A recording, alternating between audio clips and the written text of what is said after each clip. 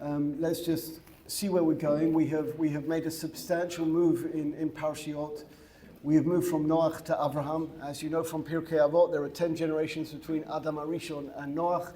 There are 10 generations between Noach and Avraham Avinu. And once we get to Avraham Avinu, it slows down. It all slows down, and we go into much more detail. We had a bit of the generations of Avraham Avinu towards the end of last week's parasha, when I discovered actually for the first time, and since I've mentioned it to people, some were aware of it, some were not, but just an interesting factor, which I think adds to some of our discussion here. An interesting factor is that Rashi identifies Yiska at the end of last week's parasha as being Sarah. And if Sarah is Yiska, that means that Lot is Sarah's brother, which is something that I had actually never noticed before. That makes a big difference. Certainly on the parasha we're going to deal with today is that Lot is Sarah's brother, but he's never referred to as Sarah's brother.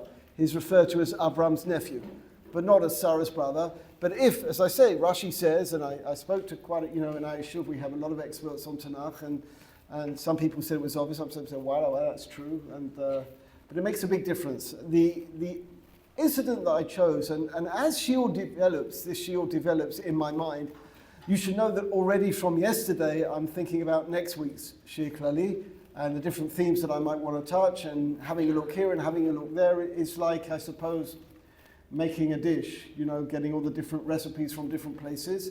And this particular sugya actually came to me on Shabbos. I was learning on Shabbos, and it came to me. Avram comes to Israel. Now, Avram comes to Israel. He's not Avraham yet, but Avram comes to Israel, and he actually leaves with his father and with the family, and then he leaves his father and goes further, right? The Lecha is mi beit avicha, but his father, Terach, has also left, and then he moves away further from his father and moves to Israel. Almost immediately, he is given a lot of promises. And there is a theme that comes up in this week's parsha. We're going to mention it almost immediately, which is very much a Ramban theme of Ma'aseh Avot Siman Levanim. Okay, I see they've reached, good.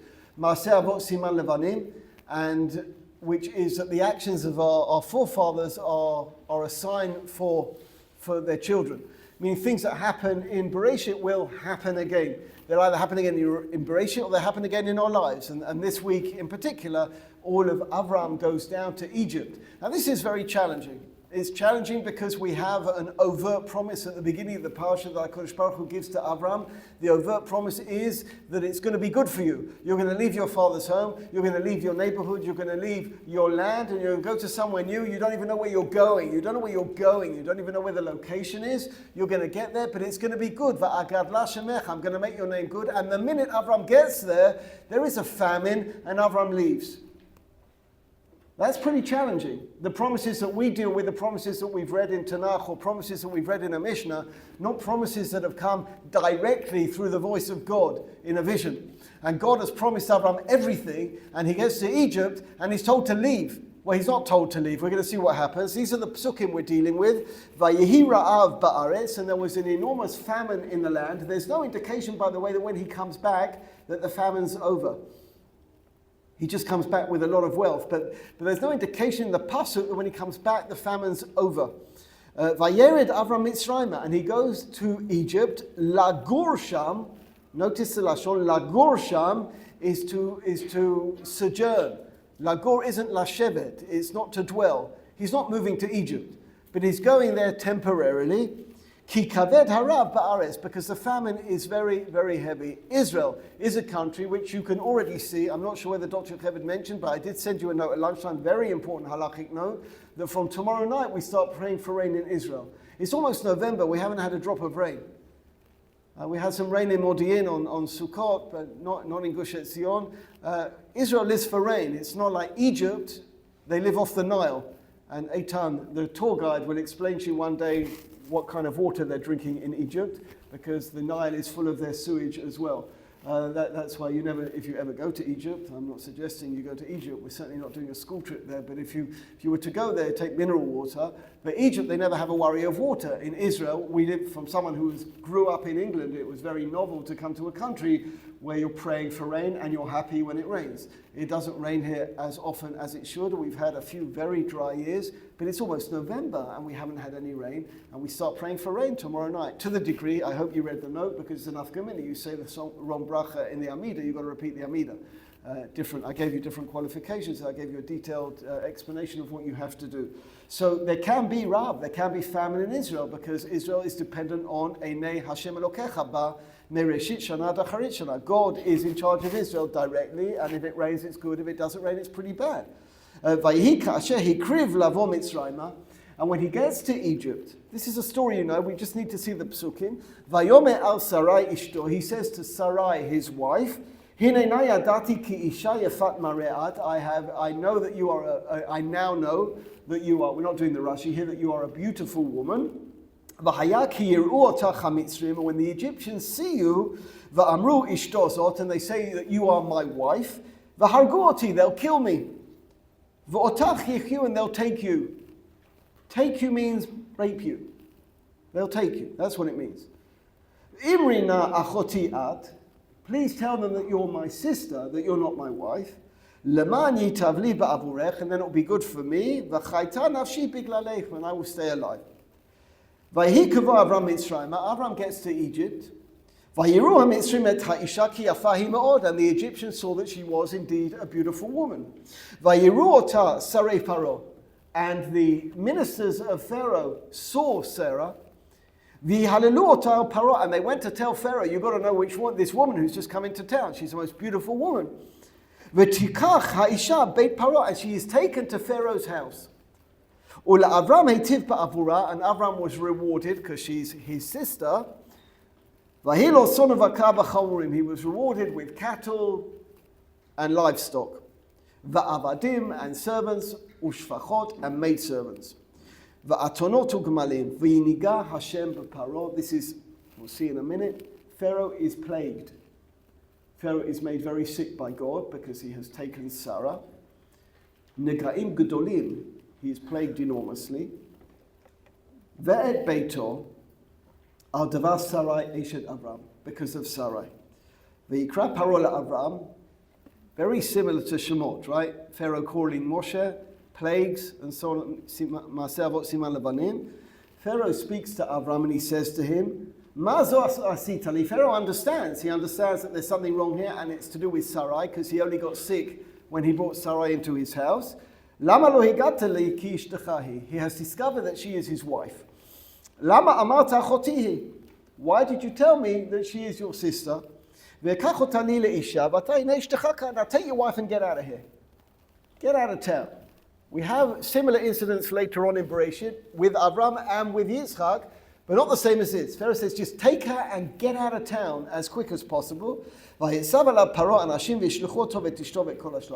out. That's a Maaseh that I want to discuss with you.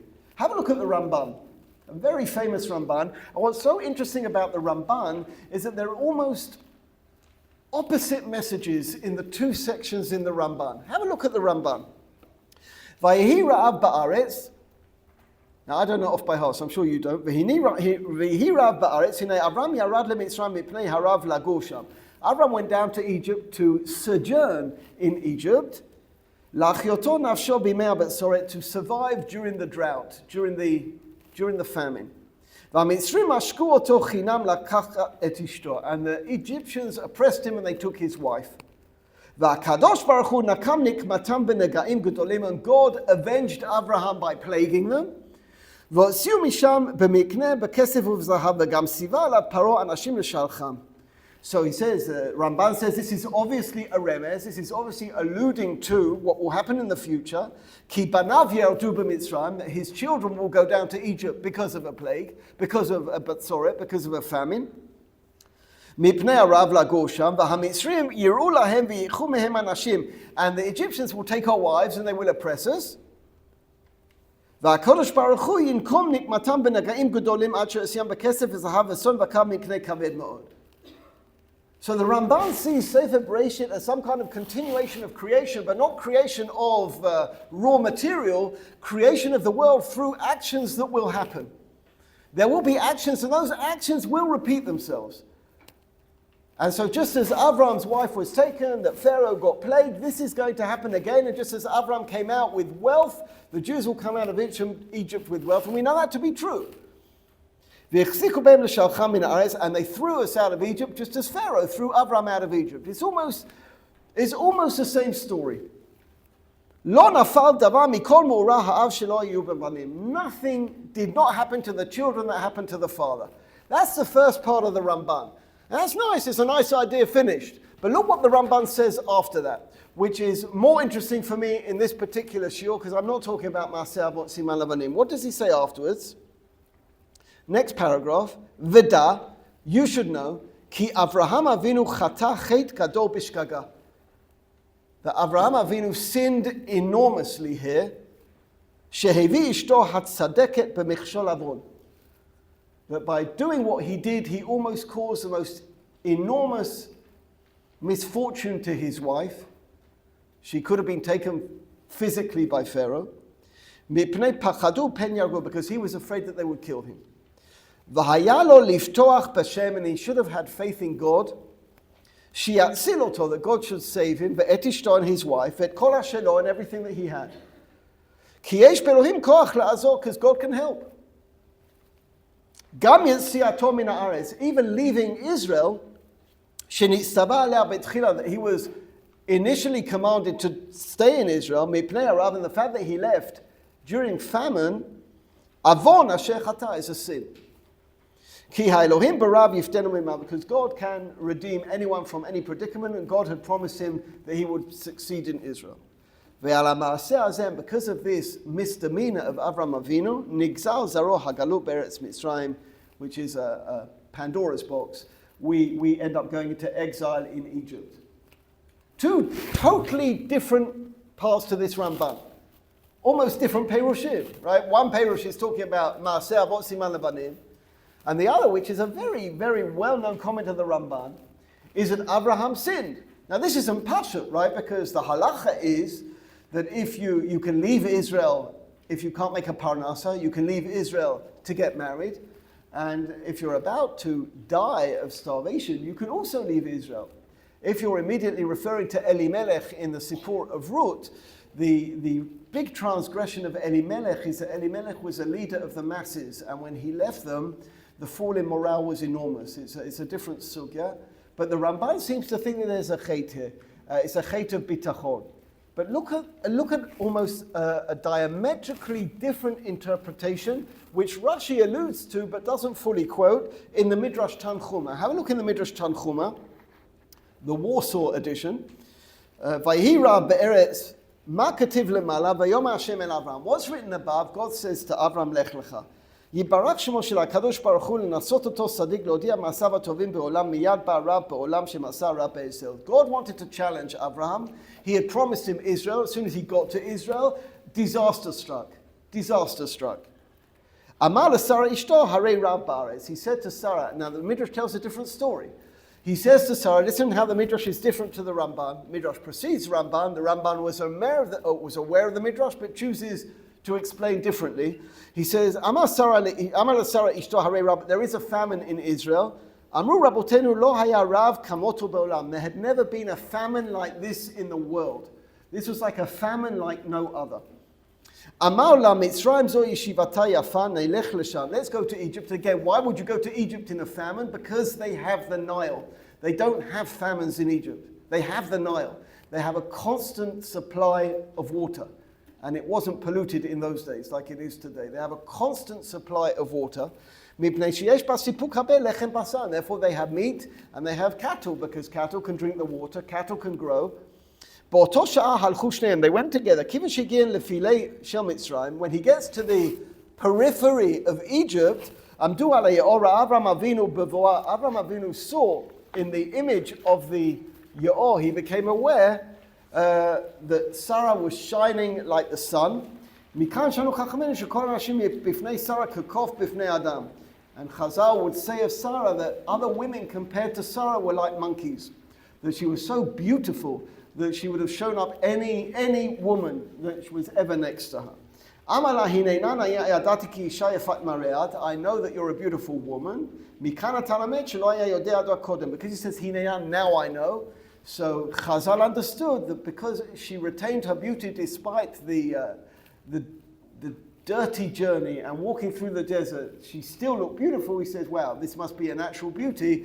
You made it to look beautiful in a town, but when you walk this kind of journey with the dust and the dirt and you're still beautiful, now I know you're a beautiful woman. Egypt is a promiscuous place. So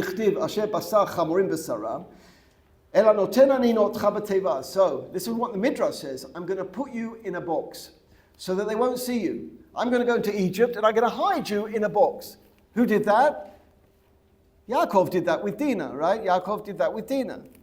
So I'm going to hide you in a box for Noel b'fanayich, and I'm going to lock you in the box because I'm worried about myself and about you when the Egyptians see you. But when he did that, he attracted the attention of the tax people. The tax people saw this big box and they thought he was smuggling. Well, he was smuggling. He was smuggling his wife. But they thought he was smuggling. Amru lo, ma ata toem b'toch hateva. What's in the box? Amar lehen sorin, barley. I've got barley in the box. I just brought barley to Egypt. Amru lo, einan ela chitin. No, we think it's wheat. Wheat is considered to be a better product than barley. We think it's wheat. Amar lahem telu meches. Take. I'll pay you the tax for wheat. If you think it's wheat, I'll pay you. But don't open the box. Amulahem pilpilin. No, we think they're peppers. They're even more valuable than wheat.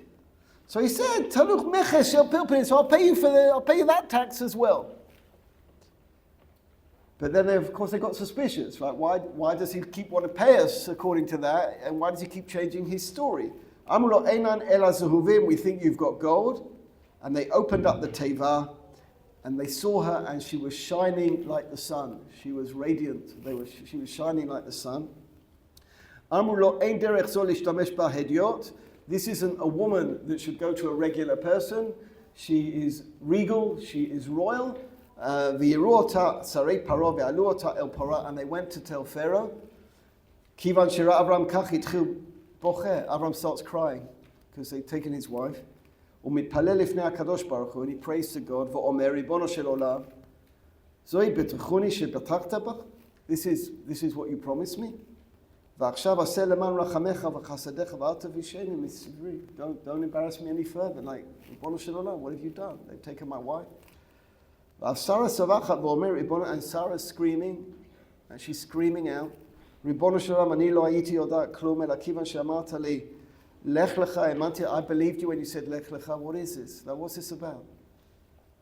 Now I'm on my own without. She's on her own, right? She's on her own. If you have the time and you have the steadfastness to read Eli Sharabi's book, which I think they've translated, you should read it. He describes what it is to be in tunnels under the ground, with people beating you and making you read the Quran. And she's on her own, right? She hasn't had. And look what it says. Now he's going to rape me. Two totally opposite interpretations. The Ramban knew the Midrash. The Ramban says that Abraham did two sins here. Number one, he lied about her and he didn't have trust in God. Number two, he should never have left Israel in the first place. The Midrash says he was meant to leave Israel. It was a famine. There was no famine like it in the world. And he did hishtadlut. He hid her. He tried to avoid everything, but he wasn't very good at lying. And he got caught by the tax people. And they took her to Pharaoh. They're two opposite interpretations. So who's right? So, who knows? One of the exciting parts of Olam Haba is that you get to see all the Rishonim and ask them, and then you get to see Avraham Avinu and you can ask him. You can ask Yitzchak, you can sing the Nigun of the Baal Shem Tov with the Baal Shem Tov. There's lots of exciting things to do in Olam Haba. And then he'll tell you all those things that the Midrash Harova girls added to the Nigun, which aren't correct. And you go to the Moshe Rebbe and he'll tell you, you don't sing prok like that. You don't sing prok like that. so many exciting things. But who's right? Is the Ramban right? Is the Midrash right? Now there are indications here, you see. There is a very big Talmid Chacham in our Yeshuv. He's a professor in Bar Ilan, but he's also a rabbi. He's written a book on Bereshit. His name is Rav Yoni Grossman. And he writes as following: if I'm trying to ascertain who is correct, is it the Ramban, is it the Midrash? Right? The Midrash totally defends Ramban, totally defends Avram, and the Ramban totally critiques Ramban, totally critiques Avram. So he says, Yesh letzayen, I want to comment, shemizgeret hasipur eina tomechet betana sheyesh b'katuv bikoret al Avram. I have to tell you that the structure of this story does not indicate that Avram did something wrong. Why? B'petach hasipur metueret yiridat Avram mitzrayim b'shel harav hakaved. The pasuk justifies him going because it's a rav kaved, it's a heavy famine. Uvesofo shel hasipur, Avram is kaved me'od b'rechush. He leaves with wealth. So he gets rewarded. So there's no indication in the story that Avram did something. He's certainly not punished for what he did there. He comes out with a profit. By the way, the money is the problem with Lot. If you want to understand the psukim, and you identify that Lot falls out with Avram later on in the Parsha, why does Lot fall out with Avram? Because Lot got money. And money changes people. And then Lot wants more money. That's why he goes to Sodom. But the money changes the whole equation in the story. Before they went down, Lot was happy to be with Avram, but he gets a lot of money when they leave Egypt. And money changes people. I could talk about it for hours, how money changes people you think you know. When it comes to money, they become something else. Also, Gemara says as well, Koso, Kiso, V'kaso.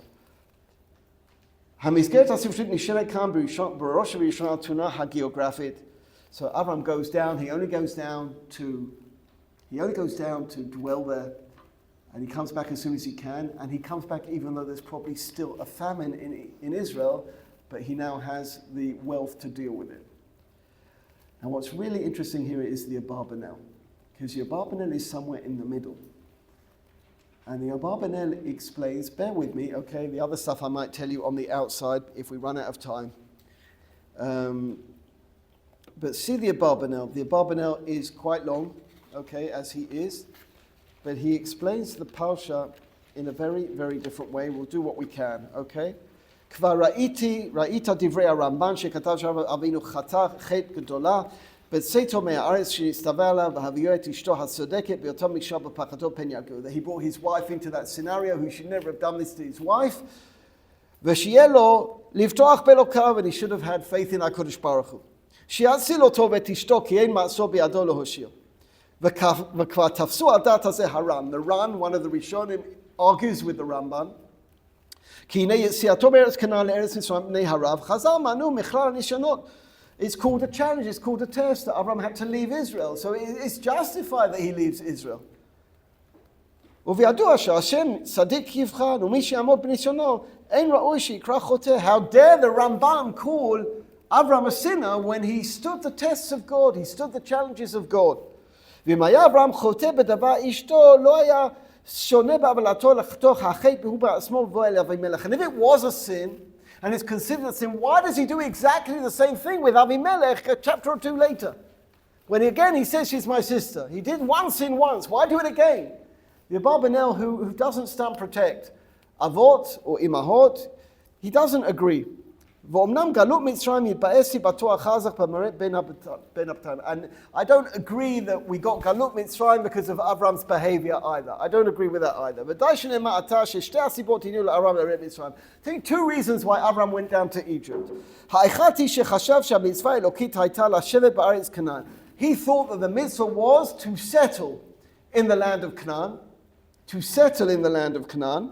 ושלא נאסר עליו מפני זה ללכת מצרים עם לסחורה או לצורך אחר. And he shouldn't have to do trading in Egypt, כי לא היה עובר בזה על המצווה, כיוון שלא היה דעתו בהליכתו להתיישב שם. And it's not a sin.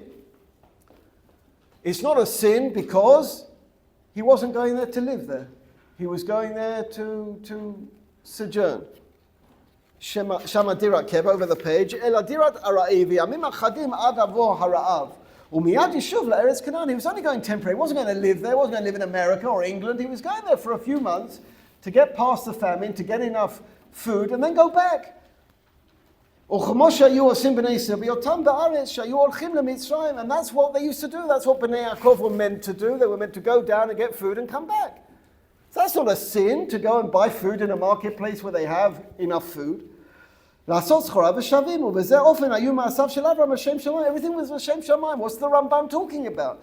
And God knows his intention. God knows why he's doing what he's doing. So why does the Ramban suddenly decide that this is a sin? I put it in what's it called? Italics, right? Lagur sham, he went there to settle there. Ki haya harav ba'aretz, roseloma b'derech geirut. He went there to temporarily dwell there. Lo lichashev sham. V'asiba bet, and the second reason I have to tell you, sham mitzvah elokiyot hem al tanah sheyaseh otam tam v'chai behem. You're meant to live by Torah, not die. No one's expected to die. You can't keep more Torah if you die because of Torah. So why would he be expected to die in famine in Egypt? It's dangerous. Famine is dangerous. People die very, very quickly. If there is a famine in the city, get out of town. That's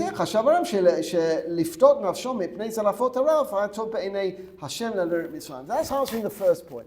So it's totally justifiable for him to go to Egypt. Second point.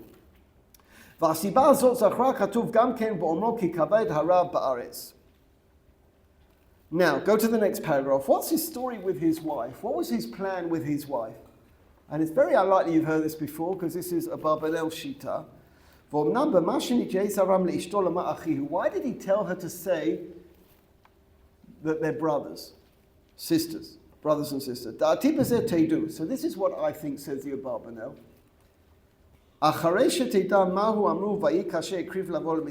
What happens? The pasuk says he gets close to Egypt. And why isn't he worried about it when they start to do it? It takes a few days to get to Egypt. So why doesn't he say, why doesn't he say to Sarah at the beginning of the journey, this is the plan? He doesn't say it until he gets to Egypt. So what happened in between? So what does he mean, now I know that you're beautiful? Now we said, according to Rashi, because she looked beautiful after the journey, so he knows she's really beautiful, naturally beautiful. Barbanel doesn't take that either. They didn't give it good enough reason. Well, she had a few days in the journey and suddenly she's beautiful, he understands she's beautiful. He says, no, that's not what he's saying. Now I know that you're beautiful. What does he mean? He didn't know about Egyptian culture. He didn't know Egyptians. He had no idea who Egyptians were. He'd never been there before. He'd never been to Egypt before. And when he was in Israel with his wife, he said all the girls in Israel were beautiful, and she was beautiful. There were pretty girls in Israel, there were pretty women in Israel, and she was one of the pretty women. And it never really occurred to him anything else. So he was never worried that someone would take his wife, because she didn't stand out compared to the population in Eretz Canaan. But when he got to Egypt, he thought it's the same kind of population.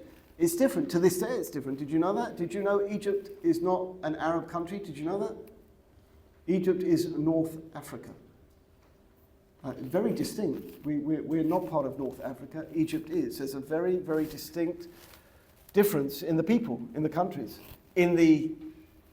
North Africa is very different now, but it used to be. If you read the Tanakh, you read about the Mashalim in the Tanakh, it seems that there were once elephants in Israel. There were once lions in Israel. Shimshon kills a lion, right? We don't have lions in Israel. We have them in the zoo.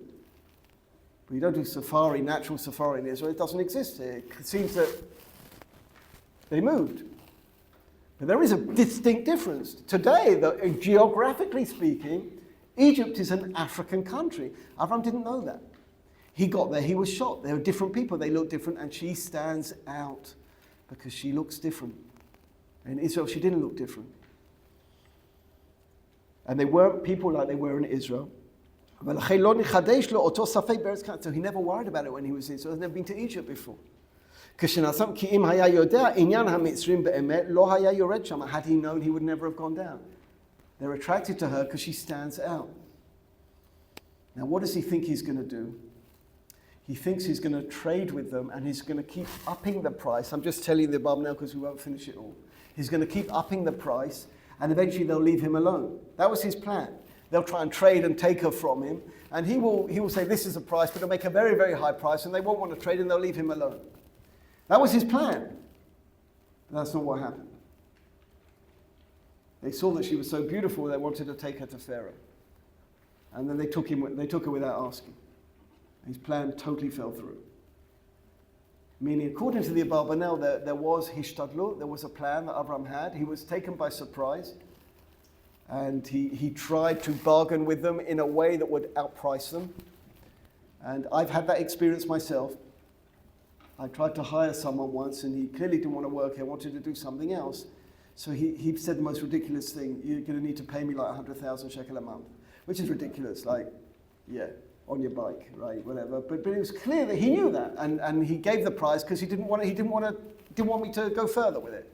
Why he just didn't tell me, I don't know, but he just priced himself out in the market. And that's what the Abarbanel says is what Sarah was trying to do. And the shock to Avram was he didn't expect Egypt to be Egypt. He didn't know what it was. He'd never been there. And the plan fell apart because they just took her to Pharaoh. And then God had to intervene and bring him out. So the Abarbanel's Perush here is totally different. It's a developing situation where there's hishtadlut. It's a situation that Aaron could have done nothing about because no one's expected to die in their Judaism to stay alive. You're allowed to break Shabbos, by the way. You talk about pikuach nefesh on Shabbos, not just to save a life. To save a life for 2 minutes, you can break Shabbos. To lengthen a life for 10 minutes, you can break Shabbos. It's not about saving someone from death. It's just being able to keep them alive for another day, for another hour. You can break Shabbos, right? It's the whole thing. V'chai bahem. It's not, we don't glorify dying for our religion. Our mothers cry when their children die. They don't celebrate and say how proud they are. I don't know whether you ever heard you ever heard that recording of the guy in the Otef who phones home and he says, I killed 10 people, and they're saying Kol HaKavod, and they say, wow, that's fantastic, and Allah Akbar, what kind of religion is that? What is that? You phone your parents, imagine you phone your parents, Abba, Emma, how are you? I just killed 10 people today. Wow. Baruch Hashem, and your parents say, Kol HaKavod, well done, I'm going to write to Rav Nilsson now and thank him that he brought you to the Midrashah. What kind of world is that? He just had no idea. What is that world? Do you have any idea who knows what that world is? That's where Mr. Trump is wrong. He thinks he can make deals with these people. He thinks you can make deals with people who put babies in ovens. They'll never give us these bodies back. They're killers. You can't make agreements with people who want to kill you. And if you give them a gun today, they'll shoot you. Time and again, we watch these Western leaders who think that they can make these deals like we're having an argument about a chess game. The day they signed the Oslo Accords, I was in Lecha. I was driving through Lecha. And Mr. Clinton was there with Yitzhak Rabin and Yasser Arafat, Imach Shalom. And I was surrounded by about 1,000 Arabs who were rocking my car, backwards and forwards, and screaming into my car.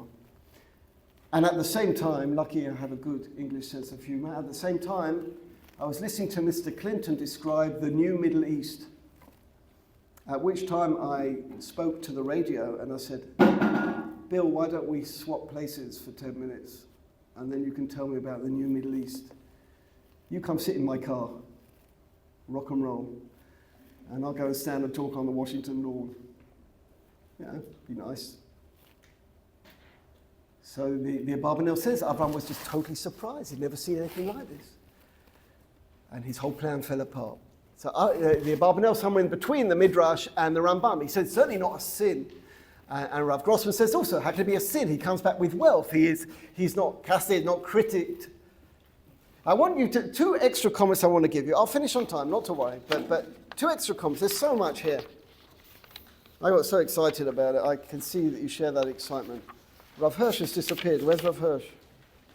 Oy vey. Is Rav Hirsch not here? Well, Rav Hirsch is on the last page. Go to the last page, Rav Hirsch. I'm going to tell you what Rav Hirsch says, but it's so important. It's so important. There is an ongoing discussion.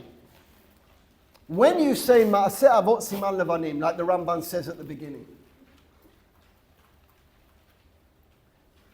there is a discussion in different askolot in Israel and different yeshivas, different approaches, which also exists in the diaspora. Are you allowed to critique Avot and Imahot? Are you allowed to say, like the Ramban says, that Avram sinned?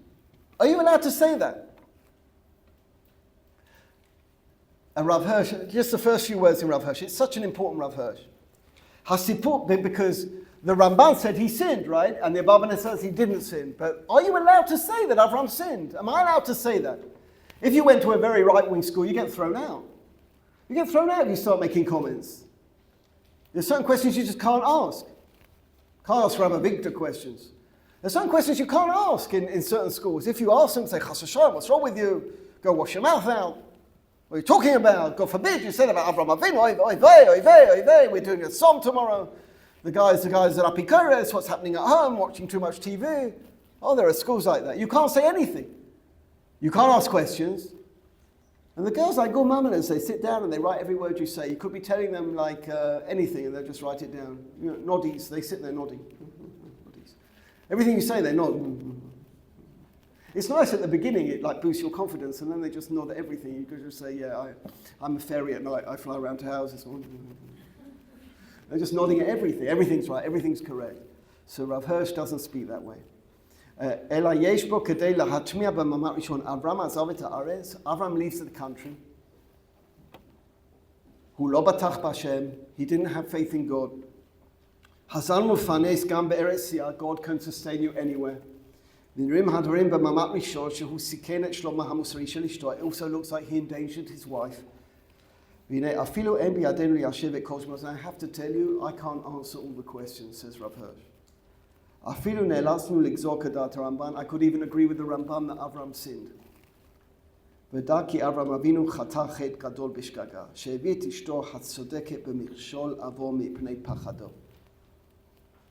But look at 2 lines down what he says. It's so important, this source. The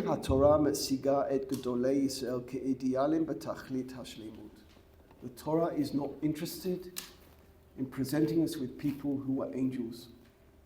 The Torah will present us with people who are human beings, and they sometimes make mistakes, and they sometimes don't.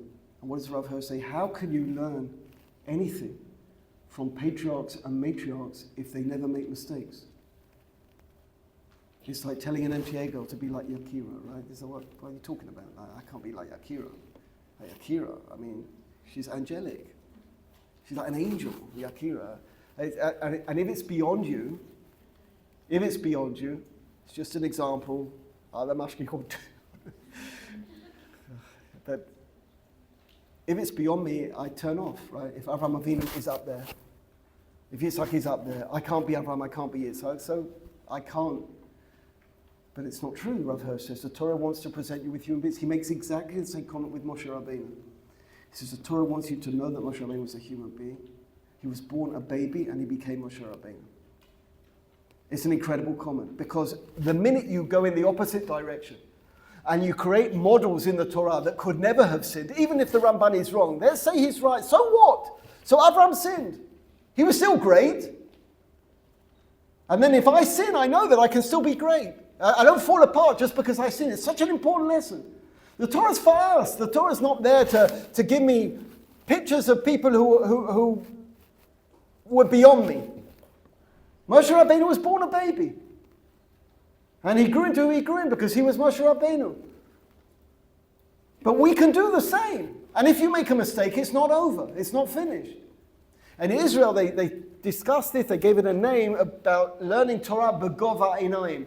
Whether you can read the Torah, if there's something to learn from the Torah. But there's a disadvantage in saying they were clearly different people. They were clearly great people. But you alienate the Torah from us if you suggest that they could never make a mistake. Chas v'shalom, chas v'shalom, chas v'shalom. They never could make a mistake, so what can I learn from them? Because I make mistakes all the time. So I'm finished. So Rav Hirsch says, no, I don't know whether I agree with the Rambam, but I can tell you something, says Rav Hirsch, and he saw the Abarbanel. I cannot explain the story of Avram going down to Egypt. The problem with the Abarbanel, and I'm not well read enough to have read him through, is that even if you accept the Abarbanel's Perush, that Avram didn't know about Egyptian culture, and that's why he did it all, and he was shocked, and so on and so forth. Why did he do it with Avimelech in a few chapters' time? And why did Yitzchak do it again? If the Abarbanel is correct, you have to be able to apply the same system across. So what happens if you say that Avram made a mistake, and that's why he will turn around, Rav Hirsch will turn around and say, unbelievable, Rav Hirsch, with Yaakov and Esav, that Esav went off the rails because his parents educated him in the wrong way. That's what Rav Hirsch says. He says they sent Esav to a yeshiva. They wanted him to be in a yeshiva, and he was an ish sadeh. He didn't belong in yeshiva. And they educated him wrongly, and he went off the rails. Not every person has to be in yeshiva. Not everyone can sit and learn. And it's no embarrassment if you can't. You just shouldn't be in a yeshiva. You should be somewhere else. And a lot of boys are in yeshiva, or girls are in SEM, so their parents can brag about it. They don't belong in SEM, or they don't belong in yeshiva. It's not good for the kids, right? It turns them off. Chases them away. And that's a critique, a direct critique of Rav Hirsch on Yitzchak and Rivka and the way they brought up Yaakov and Esav. Yaakov was a yeshiva boy, and they expected him to, once a parent said to me, many years ago, the sister had been here, she'd not been so good, and her sister wanted to come, and the parent took me aside, and the parent said to me, I want you to know this one's not like her sister. And I looked at the parent quite astonished, like, why would I think she is? Why would I think two sisters are the same? I play like a game on my table on Shabbos, where all the kids, how do you keep everyone at the table? They're all so different. Like, why would you think two sisters are the same? Because they have the same parents. Everyone's different. Everyone's different. Everyone's different. So he critiques over there. But I have 2 minutes left. I have to show you this Rebbe Nachman, okay? This Rebbe Nachman is my new favorite book, Likutei Torah, Likutei Halachot. So our theme has been, just to summarize so far, our theme has been, Vayered Yaakov Mitzrayim. Ramban says he sinned. The Midrash said he didn't sin. Abarbanel said he had a plan. He didn't sin. It doesn't make sense. Rav Yoni Gross said it doesn't make sense that he sinned because he came out with such profit. Rav Hirsch said, and if he did sin, what's the big deal? What's the big deal? People fail. They're human beings. Human beings fail. Now see what Rebbe Nachman does with this. So good. Nothing you would expect. Okay? Rebbe Nachman in Hilchot Shabbat, Zayin Ot Ayin Hey. It's every year I have to have a new book to learn from. So this is my new book, Likutei Halachot. Likutei Halachot goes according to the Shulchan Aruch, but someone was kind enough to take and split them according to Parshat. There is no such book, but it's from Likutei Halachot. I'm not baki in Likutei Halachot, so listen to what he says, ladies, and I think it's a really important. At the beginning of a term, we're all going into routine. I love routine. I feel myself to my children on the first day back in the office with my hands up saying, screaming out routine. I love routine. Just normal davening, normal tefillah, and now it's Sharon Choref. I can come to Shiur Klali after Mariv. It's a dream. It's like England experience, right? Darkness all the time. Winter hours, it's so much time to learn and to... But it's hard as well. See what he says, Rebbe Nachman. Bear with me, okay? Shops will stay open. Vayihira be'eretz vayered Avram Mitzrayim. Avram goes down to Egypt. Va'amru rabotenu mubaba feirush Rashi says, Shayani son gadol shilashu amaziro la'lo. This was a big challenge for Avram because he was told to live in Israel and now he had to leave. Fine, we've seen that. Va'achshav masio latzeit mimena. And now God is forcing him to leave. Zeh klal kol dvarenu. Listen carefully. He's such a gem, Rebbe Nachman. You're so lucky you're hearing him so young. I heard him 50 years after you, even though I'm 25. Zeh klal kol dvarenu hanal she'tzrichim liot ayer v'nafik v'liot baki b'zeh.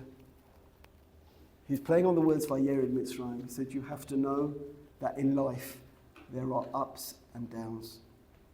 And you have to be baki b'zeh, meaning you have to know how to deal with it. Baki b'zeh ma'od. V'livli lipol b'dato, and you can't lose heart. Mikol sheken shlo yeharheracha, and you can't think badly of God. Rak lamin ki tzadik Hashem, God is righteous, v'yashar mishpatav. V'chol chavanat Torah l'tova, and all of his kavanah is for good. K'mo she'ayit zel Avram, shekasher ba le'eretz Yisrael, haya sham dai karav, ad shukhrach l'tzei meretz Yisrael. He had a great moment when he arrived in Israel, and then he went down. Ladies, life is about ups and downs. You have to know how to deal with downs. Not just celebrate ups, you have to know how to deal with the downs. Vayered Mitzrayim, and that's what Rabbi Nachman talks about here. Latzeit me'eretz Yisrael leMitzrayim shezeu b'chinat v'nafik. He had to go down. He had to go down. This was a bad time in his life. V'afal pikein, and nonetheless, lo hirher achar Hashem, but he didn't ever doubt God. Rak hamad b'nisayon b'Mitzrayim ad shezacha la'alot misham, and he stood there until he came back, until he had an up. Meaning, we have times in our life when we have downs. Do you know, on the day Corona broke out in Israel, my mother died. Not of Corona. She died. And I remember I was trying to get into the hospital because I'd gone home to rest for a few minutes and my mum died. I came back. They wouldn't let me into the hospital because of Corona. So I said, listen, my mum's dead. So they let me in. They let me in. And for the first time, I've been in the school for, this was 5, 6 years, I don't know how long Corona, 6 years ago, something like that. I don't know, when was Corona, 6 years ago? Seems like a lifetime after a war, but at the time, these doors had never closed in this school. They had never closed. We had been through wars, intifadas, stabbing sprees, buses blowing up. Everything has happened in Israel since 1995. I was sitting Shiva and the school got closed. It was very near Pesach. Girls went back for Pesach, never came back. And for me, this is my whole life. I told Dr. Yocheved, if you talk about missions, I can speak for 2 days about what we've done in this midrashah. I think I even threw Sophie Farah's father out of bed once in Eisha Torah when they were staying in the midrashah. I've been in the midrashah so many years. We've done this. I could take you around the midrashah and show you what we've done here. We dug out room 4. Room 4 never existed. We dug it out secretly. Smuggled out the mud every day. We've done so many things. Room 9 was a cheder ochel, room 10 was a kitchen. I've been in so many offices in the midrashah. And the midrashah's closed down. My whole life. My mum's died. I'm sitting Shiva on my own, really, because my sister couldn't get here with my other sister and my dad, and no one's visiting because you're not allowed. And I just about got a minion in there every day. And you're down. So how do you deal with it when you're down? You just know that it will pass. That things pass. I know I'm over time, but I'll finish in 3 minutes, I promise. There was an occasion many years ago, before they had that diversive road to Gush Etzion, where you had to drive through Arab villages, you know, when they robbed my car. There was an occasion, a number of years ago, where at 2 o'clock in the morning, I broke down in the middle of an Arab refugee camp. And it was raining. And I wasn't armed, though that wouldn't have helped either. But it's 2 o'clock in the morning. You just want to get home, right? And now you're broken down in an Arab village, refugee camp village. And you're thinking, okay, how am I going to get through this? So I'm not phoning my wife, right? So I phoned Jeremy. And I think I woke him up. I said, listen, come and get me, quick. And I'm standing there, and it's pouring with rain. And I'm thinking, I'm not taking my kippah off, but I'm thinking, for the first time in my life, I'm sometimes embarrassed. The first time in my life is kind of late in my life. I remember thinking, in 2 hours you'll be in bed. Just see it through. Just focus. It will pass. And ever since then, that's how I got through the war at the beginning. The beginning was so bad. And I just remember saying every day, every day that passes we have the advantage. Because we've got an army and we have the advantage. Every day that passes, we're in a better position. And you know you're in a better position when the UN tells you to stop shooting, because you know you're winning. The UN always tell us to stop shooting when we're winning. The UN were funding Hamas. So we know who our friends are. And so I've learned how to do that in life. You know, that if it's a bad day, tomorrow's a different day. Tomorrow's just a different day. It will be a different day. And this is Rabbi Nachman. It's the goodness of Rabbi Nachman. It says, "Vayered Avram Mitzrayim." So he doesn't want to talk about the Abarbanel. Doesn't want to talk about. He doesn't talk about the Ramban. He doesn't want to talk about Rav Hirsch. He just wants to say, you should know that there are times Vayered Avram when we go down, but he'll come back. At the end of the parsha, he'll come back. There are ups and there are downs, and you have to know. And this is such an ikar Rabbi Nachman, and it's an ikar for us. You have to be baki b'ratzov v'shov. You have to be baki. If you know how to celebrate the good times, you have to know how to get through the bad times, because life is full of both. And that's what life is. And I saw this, I said, wow. Normally I would have seen this at the beginning and built the shir around it, but I saw it at the end. I had made the shir, and on Motzei Shabbos I thought, let me just have a look at Rabbi Nachman. I thought, wow. And then I forgot it. I forgot to bring the Rabbi Nachman to school. And I couldn't remember the source. So I could get it on Wikitext, but I couldn't remember the source. So I phoned home, and my wonderful wife, I said to her, I need this Rabbi Nachman. Go into my study, go to the left, there's a book there, open up on this perek, and just tell me where it is. And she told me, and I found it, and she photocopied for it or whatever. So we have a lot of things here, a lot of messages here. I apologize for the heat.